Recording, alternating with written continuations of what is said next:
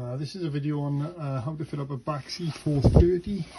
As you can see, it's got the fault code flashing on the front, which is HO207, and it's currently showing that it is only 0.2 bar pressure in the system, and you can see that it's in the red area there. So basically how you fill it up is using these two taps underneath. They're both in the off position at the moment.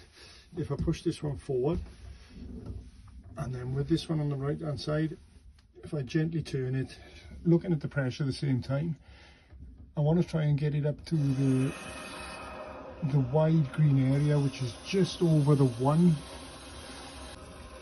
This one was quite empty, so it's taking a while to refill. The gauge is still flashing, but it is gone up to 0.7 at the moment. Now we're in the wide green area. I'm going to turn this tap off, turn this one tap off. Sometimes you will find that this one has already been left in the on position, as you can see, that's both in the off position now. The boiler will go through a process now of what's called de-air. After 10 minutes the boiler will be back to normal operation.